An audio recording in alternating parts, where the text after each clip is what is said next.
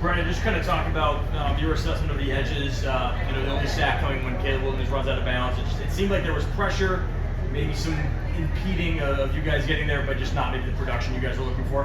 Yeah, I mean, he's a really good player. I mean, he was out there scrambling for his life a lot of the times, and he was making plays. I mean, that's what we saw on film. He was an electric playmaker, and I think, a couple of those back, we need to get him down, but I mean, he's a good player, and so when he was scrambling, he found open guys, and we just got to take him down. What kind of, maybe defensive adjustments did you guys make after those first two USC tries when you guys start holding them a little bit more? Was there some area that you saw, okay, we're not performing as well here, short up? Honestly, I would say we were beating ourselves those first two drives. I don't think we changed anything schematically. It was just, hey, we need to play our brand of ball. We're out there, we're making too many mistakes. We're not, finishing on plays. And I think it was just kind of understanding we need to settle down. Obviously, the environment was the Coliseum. But at the end of the day, once we started to settle down and really play our game, we could see some flashes of what we could do. Did USC seem to, did they try to slow the game down and really just ride through, die?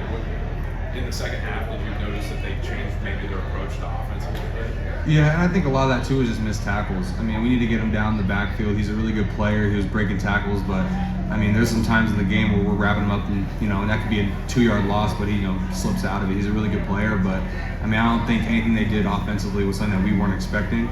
They were 50-50 coming into this game, and going into the second half, we didn't get them down. We couldn't let up those leaky yards. There seemed to be a lack of juice in just the whole game. How as a captain, would you bring juice back to the sideline and try to get everybody pumped up again?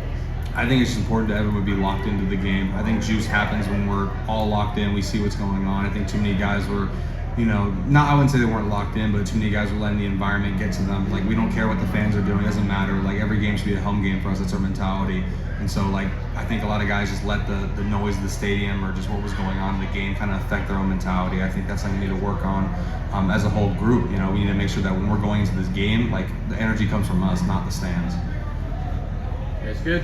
I got one more. So Trevor alluded to it with juice, you could say, but penalties were pretty detrimental to both sides of the ball. What do you say with that C on your chest? What do you say to your guys around you where, the opinions of whether that penalty is accurate or not, what do you say to reset that to get the juice levels out again? I just say next play. There's going to be mistakes in every single game. You understand that no football team plays a perfect game. The best teams, though, are the ones that will take those mistakes and just learn from them and then wipe them away. You can't let the last play beat you twice. So that's what I always tell these guys when a penalty happens. And yeah, sometimes we're going to feel a certain way about a call, but at the end of the day, that was the last play. The next play matters most because the next one's going to happen.